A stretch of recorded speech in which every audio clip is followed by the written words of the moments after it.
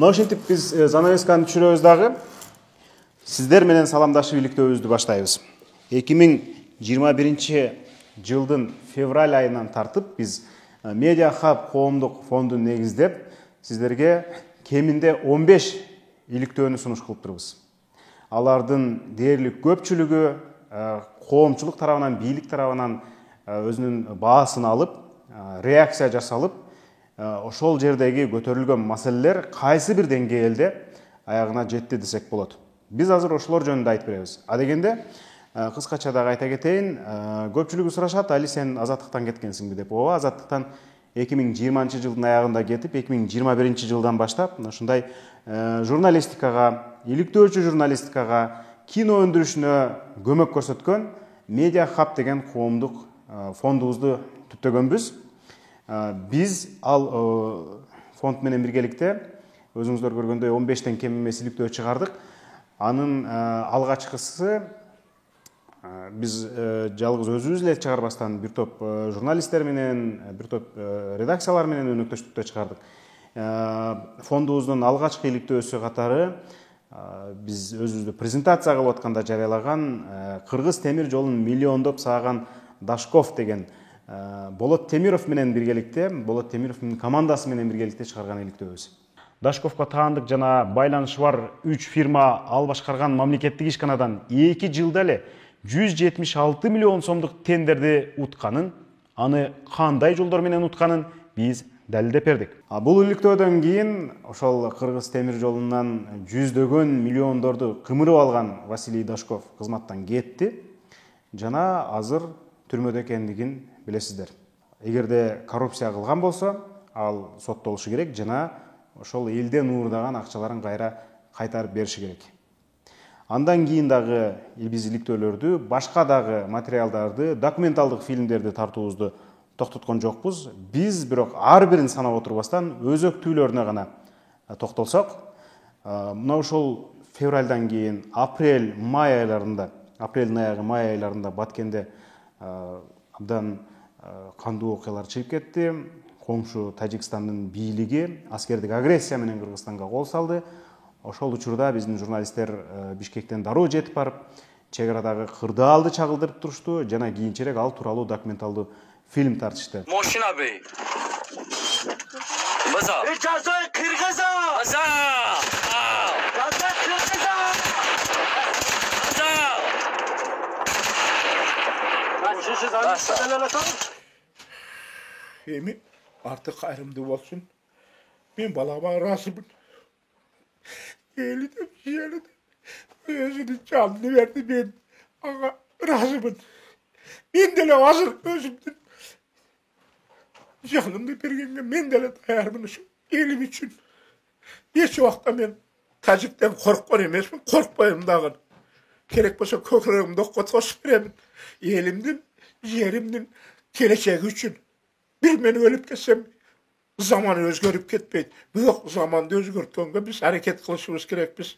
Документалдуу фильм иликтөө тууралуу Аргенден дагы кенен уксак. Баса Арген Бактыбек уулу биздин иликтөөчү журналистибиз. Кенен айтып берет анда Арген. Баары деле көнүп калган болуш керек. Кабарларда окуганда Баткенде ок атыш болду же дагы мушташып кетишти, Тажик Кыргызстан жарандары мушташып кетишти, баары көнүп калышкан болчу. Бул жолу деле башталганда эч ким ойлогон эмес, ушунчалык аскерий агрессияга чейин жетип кетеби деп. Бирок биз бул ситуацияны эң башынан баштап аябай мындай кылдат карап турганбыз, ситуация кандай болуп жатканын. Ошондо биз редакциядан суранып, бизди дагы жиберишти ошол жерге. Бирок биз барган убакта ситуация кичине нормалдаштыруу кичине ордуна келип, абал биз ошол жерде жашаган адамдар менен сүйлөшүп, ошол жердеги көйгөйлөрдү чагылдырганы мындай мүмкүнчүлүк болду бизге. Эң эле башкы биздин ошол жердеги миссиябыз элдин үнүн жеткизүү болчу. Ал жердеги көп көйгөйлөрдү мындай түз айта алышпайт экен адамдар. Бизге камерага сүйлөп берип атышты, жана камерадан сырткары дагы көп маалымат беришти. Баса ошол сапардын жыйынтыгы менен Арген жана биздин режиссерубуз Болсунбек Талайбек документалдуу кино иликтөөсүн тартышты. Бул иликтөөгө Америкадагы кыргыз мекендештерибиз жардам берип, мындай каржылашты. Аларга дагы рахмат айта кетели. Ал фильм иликтөөдө көпчүлүгү ошол тажикстандыктар тарткан жанагы телефондоруна видеолорду биз которуп бербедикпи? Кыргызстандын жерине кирип, мындай далил катарычы. Ошону фарсы тилинен арген которду, биз секретибизди ача кетели. Мен чыгыштануу факультетинде окумам, фарс тилин. Ойлоп турмун, мага дагы керек болуп калат деп бул тил. Ушул окуя башталгандан баштап биз бүт тажик жарандары чыгарып аткан Facebook'ta, Instagram'da чыгарып аткан видеолордун баарын чогултуп которуп аттык. Ушул документалдык кинобузда, иликтөө элементтери менен документалдык кинобузда биз ушул кайсы жактан киргендерин, кайсы үйлөрдү өрттөгөндөрүн, кандай сөздөрдү сүйлөгөндөрүн биз ушул фильмде бере алдык. Мындайча айтканда фактылар бул жерде бар. Эгерде Кыргызстан эл аралык сотторго, Тажикстан сотко берсе, ушул фактыларды колдонсо болот деген мындай максатта чыгарганбыз да.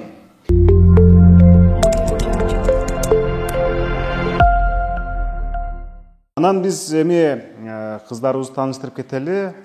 Мынакей Мээрим Айнекеева, жана ошондой эле биздин Фатима Аданова бул жерде отуруп алып, ошол окуялар учурунда жөнөтүлгөн материалды, Баткенден келген материалды тындырбастан ыкчам монтаждап эфирге чыгарып турушту, социалдык тармактарга таратышты. Мен кыздарга сөз берем. Анын алдында ошол хронология боюнча биздин ошол учурда жасалган иштерибизди айтып кетели. Баткен окуясына байланыштуу андан бир айдан кийин биз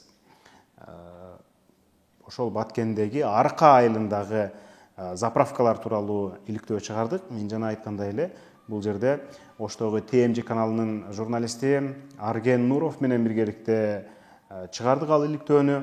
Анда кандай болду? Баткендин Арка деген чакан айылында 15 заправка бар экен.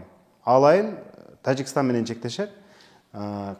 Кыргызстанга Орусия берген, жанагы беспошлиный деп берген арзан бензинди алып барат дагы ал жерден тажикстандык машинелерге сатып турушкан. Эми бензин менен жер сугарбайт, бензин менен дуал уруп үй салбайт. Анда эмне үчүн чакан айылда 15 май куючу жай курулган? Алар кимдики? Кыргызстандан Тажикстанга контрабандалык жүк өтүп атат деген ызычуулар күчөгөн учурда биз ушул маселени иликтеп көрүүнү эп көрдүк. Кийин Улуттук коопсуздук комитетинин төрагасы Камчыбек Ташиев дагы иликтөөдө айтылгандарды туура деп ырастап моюнга алды жана контрабандисттер жазага тартыларын айткан эле. Я не знаю где, но здесь Токтахонов прав.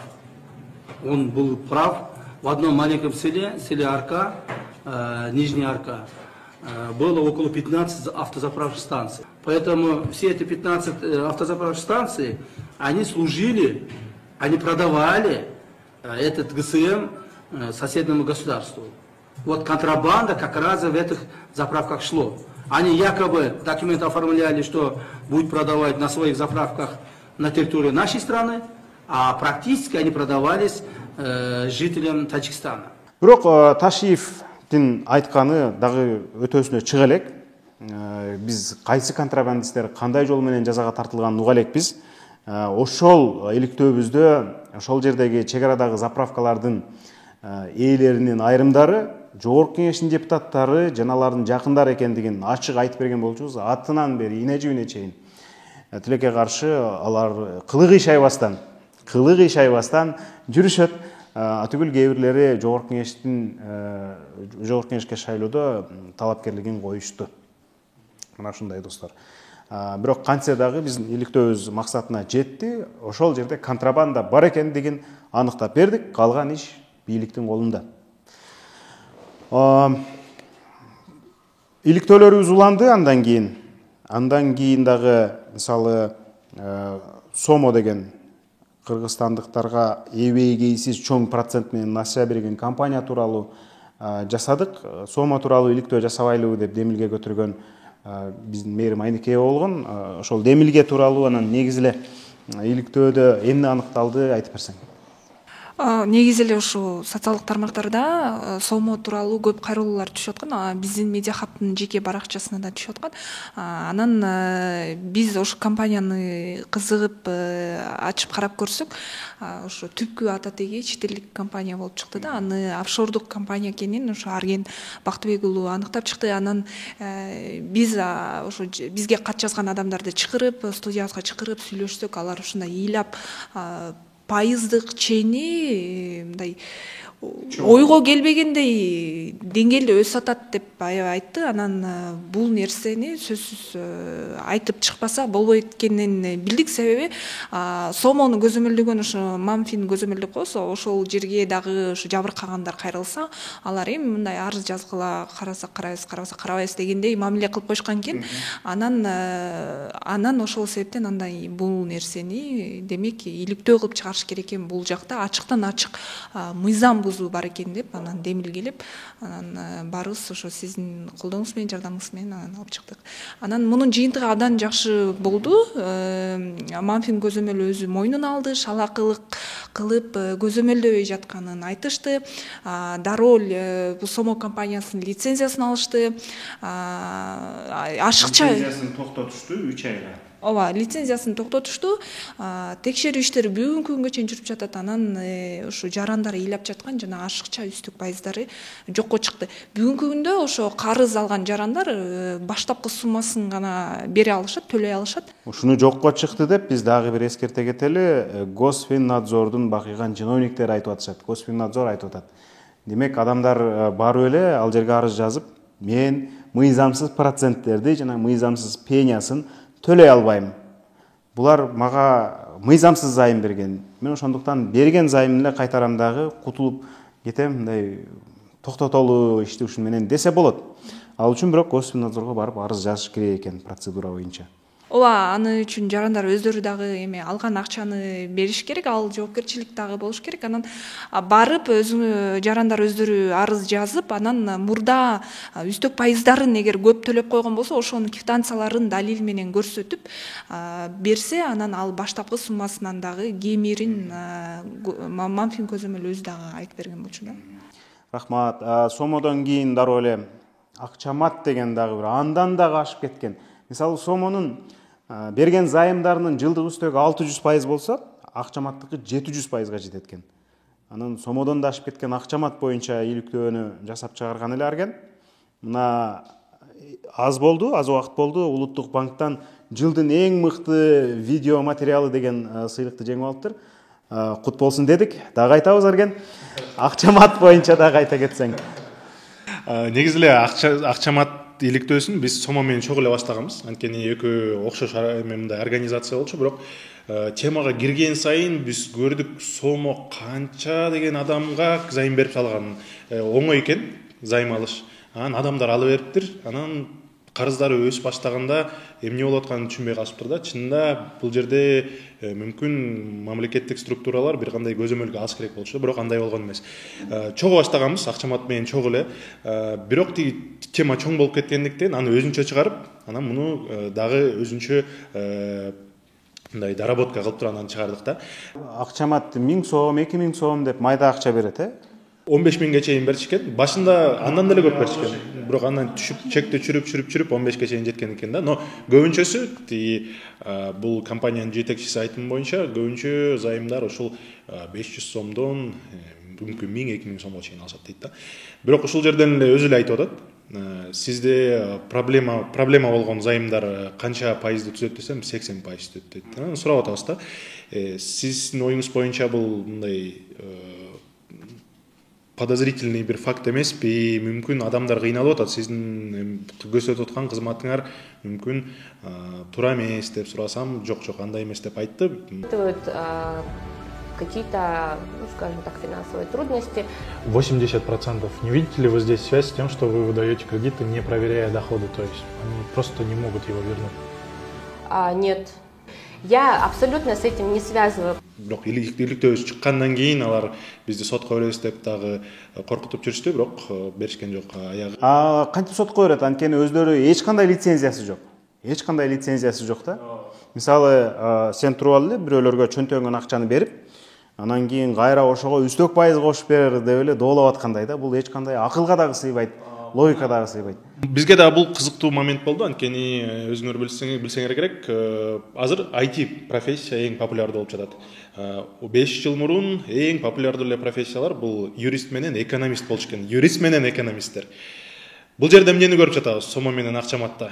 Же мындай түзүгүрөөк юристибиз жок экен, же түзүгүрөөк экономистибиз жок экен. Ушул проблеманы көрүп туруп, бул жерде адамдар азыр көптөгөн адамдар карызга батат деп айтканга мындай түзүгүрөөк ушундай эки профессионалыбыз жок экен да. Анткени юрист эмнеге үчүн айтып атабыз? Мыйзам жагынан мындай лазейка бар экен да, орусча айтканда. Лазейка бар экен эки компанияга тең. Сомого дагы, акчаматка дагы. Ушул лазейканы ушул юристтер бир карап ушундай болбосун деп мындай алдын ала жасап койсо болбок да. Экинчиден экономисттер өз убагында муну токтото алышкан эмес да. Ушундай бир Мен түпкү кесибим экономист, анан сен менин коромо ташыргытып атасың. Бирок биз жок дегенде иликтөө аркылуу токтотконго аракет кылып атабыз. Быйыл буюрса мындан башка дагы финансы, экономика темасына байланыштуу иликтөөбүз чыгат. 2021 жылы, 2022 жылы дагы. Анан алданбагылачы айланайын кыргыздарын деп мен айтат элем, бирок баары бир эле алдана берет экен да элдерчи. Алданат, анан алданып калдым деп кайрылат. Бизге кайрылган каттардын баардыгы Фатиманын колуна келип түшөт. Анткени баардык контакттарыбызды, элден келген кайрылууларды карап, жипке тизген шурудай кылып тизмектеп бизге жеткизген Фатима биздин эң кенжебиз. Буюрса иликтөөчү журналист кылып канга машыктырып, каныктырып атабыз. Ага чейин эл менен байланышты камсыздайт. Күнүнө канча кат келет? Күнүнө аябай эле көп келет, чалуулар келет, өзгөчө Сомо боюнча көп келип атат. Эсептебейсиң? Жок, эсептегенде точно 10дон ашык келет да. Чалууларды кошпогондо, ооба. Чалууларды Сомодон келип айтышат, биз иликтөө чыгаргандан кийин ошол боюнча кайрылышат да. Сомо боюнча кайрылгандардын көпчүлүгү мен азыр жыйынтык чыкпадыбы? Ошол Госпинабзорго деле кайрылышпайт да. Келип эле мага жардам берип койгула, мен операторлор дагы деле сурап атышат, үстөк пайыздан бери төлөө деп атышат, эмне кылам, кандай кылам деп. Мындайча айтканда, журналисттердин иши бул жерде ошол маселени чагылдырып берүү. Бирок аны биротоло жаптырып салгыла, силер бир нерсе кылгыла, чечим чыгарып койгула деп ошол нерселер. Ооба, бизди бийлик катары кабыл алат дагы, анан кийин алиге байланыштырып кой, чечип берсин деп ошол нерселерди көп айтат да. Андан сырткары дагы жанагы биз паспортты чыгардык жаңы эле. Ал боюнча дагы көпчүлүгү карабай атканын, паспорт берилбей атканын, ошондой эле ошол паспорт столдогу операторлордун эч кандай жетерлик маалымат бербейт деп ошол нерселерди көп айтып атышат бизге азыркы учурда. Андан башка дагы проблемалар, андан башка да көйгөйлөр толтура. Ошолордун баарын бизге жазып турушат, SMS аркылуу чалып айтып турушат. Анан дагы мен СМСине убагында жооп бербей калсаң урушабы? Жок, ошону айтып коеюн дедим азыр. Баардын алдында айтып коелу, бул көйгөйлөрдү же болбосо бирликтөөнү айтып чыгыш, иликтеп чыгыш үчүн аябагандай көп убакыт керек. Анан аларды деген карашат, сиздер жазгандан кийин эле отуруп алып баарыбыз ошону ушуну иликтеш керек деген нерсе жок. Анткени бул жакта жооп бергенден башка дагы мен маалыматтарды сайттарга жайгаштырам, СМ менен алектенем, андан сырткары кичине болсо да репортаждарды даярдайм дегендей иштер толтура да. Анан сиздер иликтөө менен ар бир жакты карайсыздар, документ чогултасыздар дегендей. Ошон үчүн көпчүлүк учурда биз убагында жооп бербей калабыз. Бирок сөзсүз жооп беребиз. Бирок акыр кеч болсо да сөзсүз жооп беребиз. Аны деген кеч чыгып калдыңар, кеч болуп калсаңар, анда мындай жүрсөңөр иш жылбайт силердин ишиңер деп айрымдары бизди тилдеп атат. Аны окуп атабыз. Көйгөй эмес мындай калоо тилектерди айтып кеткендер болобу? Калоо тилектерди ооба айтышат. Али Токтокуновдун дарегине көп калоо тилектер түшөт. Көпчүлүгү сизди мындай кандай десем, бийликтегилерден да жогору көрөт экен. Ошол маселебизди чечет деп эле, ошого байланыштырып койгула деп. Анан дагы бул бир эле киши, анан маселеңиздерди бизге деле айтып берсеңиздер болот. Ар бириңиздердин маселеңиздерди угуп чуркап барып берип турганга мен деле жетишпейм, Али байке деле бул жерде көп болбойт. Бирок мен ушул жерден биздин көрөрмандарга кайрылып кетет элем. Сиздерден келген кайрылуу каттар сөзсүз түрдө каралат. Бирок сиздерге ар бириңиздерге ушуну аткарабыз, иликтейбиз, чыгарабыз деп убада бере албайбыз. Биз эч кимге убада бере албайбыз. Биз анализдеп карап чыгабыз. Кеч жооп берсек капа болбогула, балким bir gün жооп бере албай калышыбыз мүмкүн, балким 3 күн, балким 1 жумага чейин. Бирок биз сөзсүз түрдө ар бир катка жооп беребиз. Силердей жазгандар абдан көп. Фатима айтып атат, bir күндө 10 деп. Орточода. Андай болсо, жумасына 70 кат келет, же 100дөн ашык кат келет дегендей. Алардын ар бирине жооп берип, ар биринин мындай материалдарын карап чыгыш убакытты талап кылат. Бир иликтөөнүн артынан 1 ай, кээде көп убакыт. Мисалы, сомо боюнча 2 ай иликтедик, 2 айдан ашты. 2 айдан аштыбы? 3 ай болду. Ушунча убакыт кетет. Бизге кайрылгандардын көпчүлүгү мындай жашыруун калууну каалашат да. Анан кандайдыр бир документчи далил жок. Жөн эле көпчүлүгү мындай кандай десем, биздече айтканда ушак болуп калат го. Ошондой нерселерди көбүрөөк айтып коюшат да. Анан сүйлөп бериңиз же болбосо бизге деген эгер документ жок болсо, интервью берген адамдар керек да. Анан аларды айтсак, айтып бериш керек, көргөн билгенин, өзү эмне болуп атканын айтып бериш керек башынан өткөнүн. Бирок камерага түшүүдөн коркушат, баш тартып коюшат да. Коопсуздук үчүн биз алардын бетин жабабыз. Жок, аларды жабабыз, ооба. Биз ага дагы макул болбогондор болот да, көпчүлүк учурда. Жок, мен жөн эле маалымат эле берип коеюн дедим. Мен өзүм интервьюга барбайм. Анан дагы бир канча окуя болду. Бир иликтөө боюнча маалыматтарды берип атышты. Сизди тарталы десем, ооба, келем, андай мындай деп алдап бизге жолугабыз, понедельник барам, вторник барам деп, бирок келбей, биз ага деген операторду даярдап келет деп, ошентип отырсак келбей, өзүбүз баралы десек, эртең чалам, бүрсүгүнү чалам деп алдагандар да көп болот да. Убакытты кидайт этип келет мындай айтканда. Анан Фатиманын да бир сюжетин айтып кетсек болот болуш керек. Ушу жайында бир ата-эне биздин кеңсеске ыйлап келди эле, ушу балдары ушу муз үстүндө бийлөөгө аябай кызыгат экен да. Анан андай кызыккан балдар бизде Бишкекте аябай көп экен. Ооба. Анан ошо бир ата-эне ыйлап келди эле, ушу балдарыбыз машыгайын десе, ошол муз жок. Чанын аянтын ээси ушу уруксат бербей жатат деп, анан азыр кененирээк Фатима өзү айтып берсин, өзү чагылдырып эле. Сен барганда балдар кадимки эле бетондун үстүндө фигуристкалар ошол жерде тегеренип, эч кандай бутуна коньки кийбей эле хоккейчилер ошол бетондун үстүндө ойноп аткан болчу. Ооба, ал бетонду дагы кээде кубалап чыгып коет экен ал жерденчи. Ал жерде да бербей, анан балдар жанагы тешиктерге топтор кирип кетип, кыскасы ошондой болуп аябай кыйынчылыкта. Шайбалар кирип кетип, Шайбалар ошол тешиктерге кирип кетет дагы, анан аны кайра алып чыгып ошентип жүрүшүптүр. Негизи спортко эч кандай көңүл бурулган эмес экен ал мезгил, ошол мезгилге чейин 3 ай ошол көркөм бийлөө өнөрүндөгүлөрдү, анан кийин хоккейдегилерди баарын бириктирип бир бурчка өзүнчө, анан атайын локомотивке тебиш үчүн келгендер болот да, кардарлар. Аларды кошуп, баарын аралаштырып туруп эле берип коет экен да 3 айгачы. Аны төлөшөт экен, ата-энелер өздөрү как положено төлөп.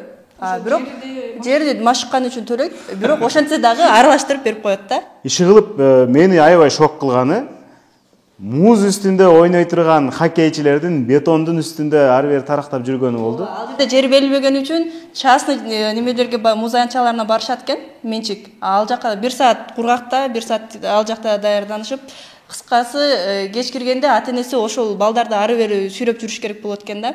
Бир шаардын бурчунан экинчи шаардын бурчуна күндө ошентип алып барып келип. Бирок алар көптөгөн жетишкендикке жетиптир. Ошол эле балдар Америкага чейин барып, көптөгөн жетишкендиктерге жетип, сыйлыктарды алып келип, Кыргызстандын шарт жок болсо дагы намысын коргоп келген балдар экен. Анан эң жакшы жери ошол бизден сюжет чыккандан кийин азыр ата-энелер кайрылды, баары жакшы, бизге шарт түзүлүп атат. Музга кайтарып беришти балдар. Ооба, кайтарып берди. Эч ким баштагыдай кубалабай эле турат, бизде эч ким кубалабай эле, жакшы шарт түзүлүп калды, жакшы жыргап эле калдык деп. Демек балдар муздун үстүндө ойноп калды. Ооба, азыр муздун үстүндө ойноп атышат. Баракелде. Бул иликтөө болгон эмес, бул бир сюжет болгон. Атайын репортаж, бирок ошонун дагы күч болуп, мынакей балдарга шарт түзүп туруп, бул абдан кубанарлык нерсе. Бирок бир жаман жери да, мамлекетте система иштебей калганы. Мына кече паспорт тууралуу иликтөө чыгардык элек. Ошол паспорту жок аялдын үйүнө айыл өкмөтү, паспорттоштуруу департаменти көчүп барыптыр. Паспорт беребиз жаңы жылга чейин деп убада берип атыптыр.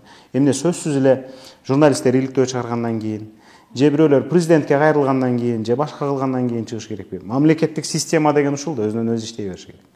Маса паспорт жөнүндө айтып берсең. Паспорт тууралуу иликтөөнү биз жайында бир чукуп баштаганбыз. Бүт маалыматтарды чогултуп, жана статистиканын баарын толуктап, ар бир жана кылмыш иштин эмесин таап чыктык да, материалын. Жанагы мамлекеттик сайтта жанагы издөө функциясы аябай жаман иштейт экен. Ошондуктан биз башка инструмент менен киришип, ичинде содержаниясы менен, бир паспорт деген сөз менен ошол 35 кылмыш ишин таап чыктык да. Бул ал оңой болгон жок да, өзү паспортко байланыштуу 35 кылмыш иши булар сотко өткөндөр. Сотко өткөндөр, ооба. Жыл сайын бир нече 30га жакын кылмыш иши козголот экен. Бирок алын баары канчасы сотко жетет, биз билбейбиз. Биз ушул соттун актыларынын базасынан 35 деле таап чыгалдык. Демек, жыл сайын 30 козголуп атса, сотко чейин канчасы өтөт, бул белгисиз да, бизге билбейбиз. Анын ичинен 18-inde ошол паспорт берген мамлекеттик кызматкерлер өздөрү паспортту мыйзамсыз жасап берип атат, же болбосо сатып атат, туурабы?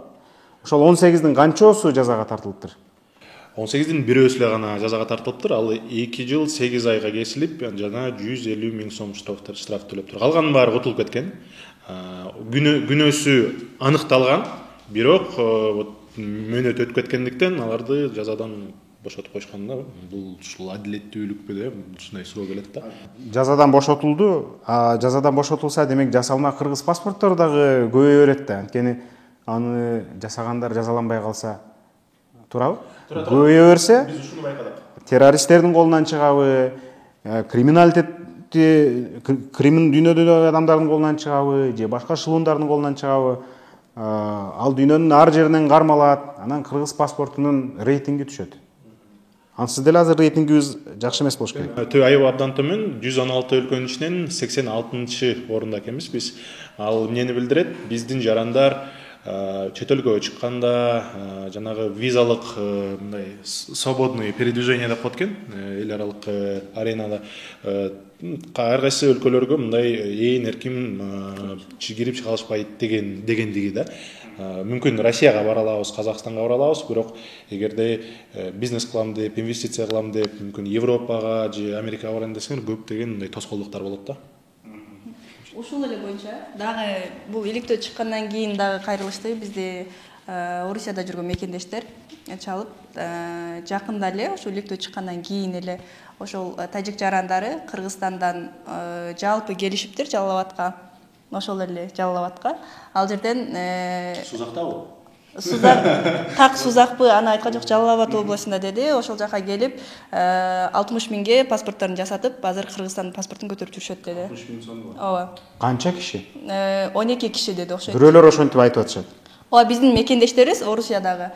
Бирок андай далилдеш дагы бар, Муну документ нерселерди жок, документ нерселер жок, жанагы неме биздин паспорт боюнча иликтөө чыгып атпайбы? Чыккандан кийин анан комментарий кылып жазышты. чалып айтып атышат бизге. Бардык кайрылуулар мага келип атпайбы? Анан ошол жерде айтып атышат да, бизде ушундай нерсе болуп атат, анан бул жерде бирөөнү өлтүрүп койсо, же кандайдыр бир башка эле жактын жарандары, бирок паспорту кыргызстандык болуп чыгат дагы, биздин атыбыз жаманат болуп калып атат ошол жерден. Ушул нерселер дагы аябай карап койсоңор, бул Крим төбөлдөрдө эле эмес, жөнөкөй эле жарандарга дагы аябай көп сатылып атат деп ошол нерселерди айтты да. Мына ошол жарандардын саламдубайын айтып атабыз. Бул видеону сөзсүз түрдө бийликтегилер дагы көрөт деп ишенебиз. Анан чечим чыгарышсын эми. Акыры бул улуттук коопсуздукка байланыштуу маселе болуп атпайбы? Эмне биздин паспортубузду көрүнгөн эле шулуун, көрүнгөн эле ар ким ала береби? Бул ыйык документ. Бул бирден бир негизги маанилүү документ. Фатима, бизге кайсыл номурлар аркылуу кайрылышса болот? Кантип кайрылышса болот? Каяктан биз менен түз байланыша алышат? Биздики негизи Media Hub'тын өзүнүн номери бар. 551 менен 43 44 55. Ушул номерге WhatsApp аркылуу дагы чалып дагы кайрылса болот. Ар дайым эртең мененки 10дон кечки 7ге чейин ачык иштеп турат. Кайрылсаңыздар болот. Андан сырткары комментарийлерди дагы окуп турабыз. болушунча сөгүнбөгөн сөздөрдү жазбаганга аракет кылыңыздар. Баарыбыз маданияттуулукту сактайлы. Эмнегедир эмоцияларын кармана албай, аябай көп сөгүнгөн нерселер да келет, бирок аны адамдар ошончо жазып аткан үчүн деп өчүрбөйбүз. Анан мен адамдардын аберинде анан дагы бир сураныч. Маалыматты жөнөткөндө голосовой кылып сүйлөп эле койбой жазсаңар. Себеби дегенде аны биз отуруп алып талкуулашыбыз керек. Силердин голосовой сообщениеңерди угуп жазганга бизде убакыт абдан көп кетет. Мисалы элестеткиле 50 адамдан голосовой келсе, ал өзүнчө эле бир чоң түйшүк да. Мүмкүн болсо жалкоолонбой урматтуу көрөрмандар, урматтуу биздин колдоочулар, текст менен жазгыла. Текст менен жазсаңар бул документ катары кандайдыр эсептелет. Мерим Финика тууралуу иликтөө чыгарды. Финика деген да бир ушундук экен, аты эле бир укмуш. Иликтөөң тууралуу айтып берсең, кандайча адамдар $100,000 чейин берип ийген буларга? Бул дагы деле чет элдик компания, кыргыздарды талаптанып аткан далилденип атат. Ушу орусиялык ушу Кирилл Доронин аттуу эми аны өздөрү ишкер деп ичара аталышкан экен, бирок бул далилдер финансы пирамидасын түзгөн. Далилдердин негизинде муну аферист деп айтсак болот да. Анан ошол аферист бир гана өзүнүн өлкөсүндөгү эле элди сыздатпастан ушу Кыргызстан, Казакстан, Армения, Турциядагы элдерди дагы ошо азгырып, каржы пирамидасын түзүп, силер ал жерге кичинекей акча салбайт да. Мисалы сому акчаматтарда мындай 1000 сом, 5000, 10.000 сом жөнүндө сөз болсо, алып атат элдер. Бул жерде Финикага элдер берип атат. Элдер берип атат да. Мында $100 тарта элдер ошо $100,000 чейин салышыптыр акчанычы. Анан эмне себептен кантип көбөйгөнүн айтчу эле десе, ошо трейдерликтен көбөйөт, бул биржадан көбөйөт деп айтышчу экен да. Анан мындайча айтканда, алар силер бизге акчаңарды бересиңер, биз силерге 4 айдын ичинде ошо биржадан көбөйтүп беребиз деп айтчу экен. Мисалы канча? Мисалы мен $10,000 бердим дейли айталы. Канча кылып берем деп убада берчү? Сиз $10,000 берсеңиз 4 айдын ичинде үстүнө 35% кошулуп берет экен. Ошондой берет экен да. Анан анын өзүнүн программасы болот экен. Сиз $10,000 бергенде дагы эң кызыгы, мисалы биржа, трейдер деп атпайсызбы? Бул демек баягы электрондук негизде жүргүзүлө туручу нерсе да, иш да. Бул жерде акчаны ошончо чоң акчаларды апарып эле жана ошо лидер аталгандарга накталай түрдө санап берчү экен да. Анан алар тиги ошо жана приложениядан, Финикодон экранынан эле машинанын же үйдүн сүрөтүн чыгарып, мына 4 айдан кийин ушу үй аласың, ушунча сомго машина аласың деп койчу экен да. Анан телефондон эле ушинтип чыгып калса адамдар ишене берген. Анан ошого бактылуу болуп 4 ай бою ошону күтүп жүрөбүз экен. Анан 4 айга чейин чыдабайт да. Анан дагы 13 программасы бар экен. Үй аласың, машина аласың, карыздан кутуласың, тамак ашыңа жана башка деген сыяктуучу. Анан 4 айга чейин чыдабай кетет, тиги жакын тууганын айтат, бир тууганын айтат. Анан алар да кызыгып үйүн сатып, машинасын сатып, кредит алып, анан ошол программаларына, түр программаларына салып ийишчү экен. Анан 1,5 кайтарып алып турбу берген акчасын? Ошол кайтарып кантип алганын эч кимиси тастыктап бере албады. Алгандарданчы, жана лидер аталгандар алып жүрчү да, үй алчу экен, машина алчу экен. Анан бул жерде баягы жабырлангандар айтып атат, булар деген биздин салган акчабызды деле ошонун негизинде эле булар байып үй, машина алып алышчу. Бул мындайча айтканда финансовый пирамида да. Сен канча кишини алып келсең, ошончо бонус же проценттин акчасын аласың деп. Анан демек лидер деген ортомчулар проценттин акчасын албага байып, беркилер акчасын берип ошоюнча ташчалак калышкан. Канча киши кайрылды? Канча киши менен байланышып сүйлөштүңөр? Мен өзүм 300-гө жакын киши менен жекеме-жеке кат жазып сүйлөштүк. Анын ичинен 50-гө жакын киши менен Zoom аркылуу видеозвонок, анан студиябызга келип атты, же болбосо биз алардын үйүнө бараттык. Ушундай сүйлөшүүлөр жүргүздүк. 100 киши менен даана телефондон сүйлөштүк. Алар өздөрү чалып, ыйлап, ошо менде скриншоттору бар, кантип жөнөтөт, мындай смайликтер менен абалдарын түшүндүрүп жөнөтүп да. Анан мындай кызыгы ушунча чоң акча айланып атат да өлкөдөнчү. Чоң акча, калктын акчасы сырт жакка чыгып кетет атат. Ошону көзөмөлдөгөн орган жок экен. Акчасын салып берип коюп, алданып айласы курган кыргызстандыктар мына ушундай пачка документтерди чогултушуп жатышат. Бул алардын акыркы үмүттөрү десек болот. Себеби мына ушул документтерди бир бөлүгү Кыргызстандагы Орусиянын тышкы иштер министрлигине кетет, бир бөлүгү адвокаттарга, анан бир бөлүгү ушул башкы прокуратурага жөнөтүлөт экен. Эми элестеткиле, мына мэрим өзү жалгыз отуруп алып 300 адам менен сүйлөшүп атат. Анан 50 кеминде 50 адам менен чалышып сүйлөшүп атат. Алар А дегенде эле, Чү дегенде эле арманын айтышат, толтура проблемаларын айтат. Анан абдан эмгек көп кетет. Ошондо эмгек кетирип, финикага байланыштуу биз иликтөөбүздү чыгардык. А сиз болсо бир аз убактыңызды 20 мүнөт, 30 мүнөтүңүздү коротуп көрүп койсоңуз жана комментарий жазып койсоңуз. Биз мына айтып аткан иликтөөлөрүбүздү кыска гана өзөгүн айтып атабыз. Ушул биздин баракчабызда, каналыбызда ал иликтөөлөр толугу менен бар. Кириңиз, көрүңүз, комментарийиңизди калтырыңыз. Фатима, биз 2022 дагы иликтөөлөрдү чыгарабыз да. Кайсыл эми ушул теманы, ушул маселени иликтеп атабыз деп айта албайбыз, бирок кайсы багыттарды караштырып атасың азыр сен? Билим берүү тармагында бир иликтөөнү баштап атабыз. Мен алгачкы иликтөөм. Ошол. Баракелде, биз бардыгыбыз жардам беребиз буюрса, анткени кимибиз кыйынчылык тартып атсак, жапа-тырмак киришип, колдон-буттан алып иштегенге көнүп баратабыз. Мына ушул биздин чакан команда, андан тышкары биздин эфирден көрүнбөгөн, бирок иликтөөгө жардам берген дагы иликтөөчү журналисттерибиз бар. Мына камеранын ар жагында отурган биздин операторубуз, монтажерубуз, башка менеджерлерибиз бар дегенде аларга дагы рахмат айтабыз. Андан тышкары 2021 жылы биз менен иштешкен Ажыбай Пайзидин уулун дагы белгилей кетейин. Ажыбай Пайзидин уулу экөөбүз биз Оштогу жанагыл капиталдык курулуш башкармалыгынын башчысы жөнүндө иликтөө чыгарганбыз. Биздин иликтөөдөн кийин ал дароо кызматынан кетирилди жана сурак берип жатат. Биздин угушубузга караганда ошол иликтөөбүздө чыккан компаниялар дагы териштирилип жатат. Кандай болгон? Бул киши 5 жыл капиталдык курулуш башкармалыгын жетектеп турган учурда, бул деген аябай чоң мекеме да, бюджеттүү мекеме. 5 жылдык бюджети 1 миллиард 150 миллион сом. Ошону башкарып турган учурда ар бир 3-чү тендерди өзүнүн тууган уругу, дос жары же жакын адамдары уткан экен. Мындай кол ирисине тартып кеткен да. Андан тышкары жакында эле белгилүү болду, ошол чиновник кызматтан кеткенине карабастан служебный унаасын бербей, гаражына бекитип коюп, анан анысы билинип калып, эми бергенге аргасыз болуптур. Жол тандабастычы. Оштук журналисттер аны таап чыгышты. Андан тышкары биз быйыл медицина багыты боюнча иликтөөлөрдү тереңдеттик.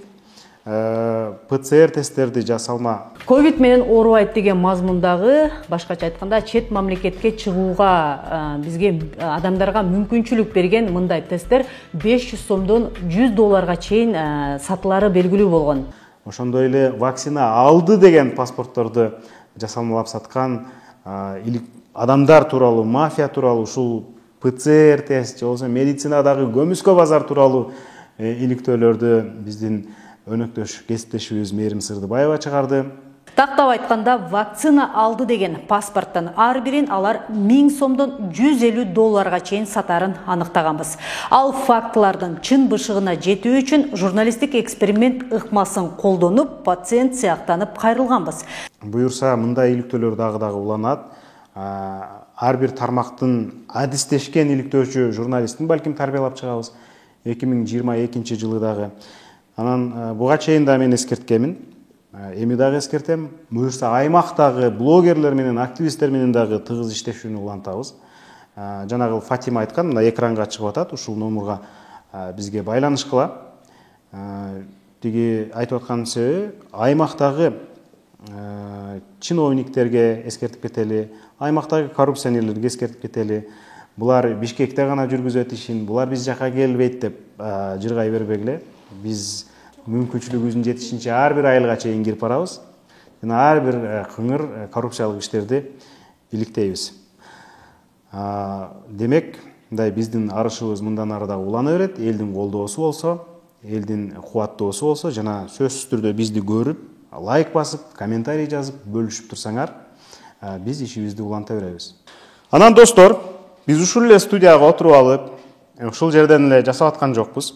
Алыскы аймактарга, айылдарга барып, ал жердеги мыйзам бузууларды дагы аныктап чыгып атабыз. Мисалы, мэрим быйыл жайында Нарындын Кумбел деген жайлоосуна барып, жайлоо кантип тытылганын көрсөтүп берген. Эсиңиздердеби? Азын-улак азыр айтып берет дагы, андан кийин эмне болду, кандай чаралар көрүлгөнү тууралуу. Кумбел жайлоосу боюнча ошол Жиргитал айылынын тургундары көптөн бери эле кайрылып келишчү. Биздин бул жайлоо кантип эле жайында чыгабыз, малдарыбыз оттойт деп. Анан ал ошо Кумбел жайлоосунда алтын казган компаниялар, жеке компаниялар келип, ошо жайлоону тытып, сиз айткандай, мындай аябай ыйлаарлык абалга алып келип койшканда, оңторуп каңтарып казышып, анан дагы алар өз милдеттерин аткарбай, мыйзамга ылайык милдетин аткарбай, кайра ошо казган жерлерин көнбөй туруп, анан кетип калышкан болот. Коопсуздандырбай кетишкен, туурабы? Коопсуздандырбай кетишкен. Андан сырткары эч кандай бул мыйзамда жазылган да, жер мыйзамында ошо жер иштетүү мыйзамында жазылган болчу. Алтын казылган аймактарда, казылган жерлерде коопсуздук эрежелерин көрсөткөн белгилер коюлуш керек деп ал жерде так жазылып турат. Жана ошондой эле ал жерде суу агат экен, анан суунун дагы мындай курамы кандай, мындай зыяндуу же зыянсызбы, аны деген мал ичип атат, ошол жакта тоого, жайлоого чыккандар ичип атат. Аны дагы көзөмөлдөгөн эч ким жок да. Же ал суунун тегерегине дагы ушундай коопсуз белгисин орнотуп койгон дагы белгилер жок болчу. Анан биз мунун баарын мыйзамдын кандай мыйзамды бузуп жатканы боюнча дагы так далил менен ачык айкын көрсөтүп бергенбиз. Анан бул боюнча дагы ошо иликтөөчү журналисттер фонду ошо биздин иликтөөдөн кийин башкы прокуратурага кат жазган экен, ошо Кумбелдеги абалга мындай көңүл бөлгүлөө депчи. Анан башкы прокуратура бул ишти ошо Нарын облустук прокуратурасына тапшырган экен. Азыр учурда облустук прокуратура мындай териштирүү иштерин жүргүзүп жатышат да. Анан кайра эле ушул Нарынга биз жакында дагы барып келдик. Нарын шаарынын өзүнө бардык. Ал жакта ошо көчөлөрүн, шаардын көчөсүн мындан бир канча убакыт мурун эле Нарын шаарынын бир канча жылдыгы деп аябай салтанат менен майрамдашкан болчу. Анан ошончо жылдыгына сыймыктанганы менен ошол Нарын шаарынын абалындагы ошо сыймыктангандай кылып өзгөртүп койсо, ошол жакта жетекчилер абдан жакшы болмок да. Анан көчөсүнүн абалын көрдүк, аллеясынын абалын көрдүк. Ал жерде аллея деген Союз кезинде аллея болчу экен, ошол мындай жок болуп калыптыр бүгүнкү күндө, шаар болбосо. Анан көчөлөрдүн аттары жок. Такыр эле басканга мындай мүмкүн эмес да. Жыгылып башың жарылса, не кыласың? Ушул ойдон тетиги администрацияга чейин да. Бул жерде тротуар тим эле кой, бир жол жок экен. Костюмчан, артист кийимин кийген кандидаттар. Сүйүнчү биз Нарында брусчатка таптык. Мына бул жерде карагыла. Брусчатка бүттү, жетишет. Жарык жок, свет жок, прожектор жок. Мына ушундай караңгы экен. Чоң жигит, бул көчөнүн аты эмне? Билбейт экенмин.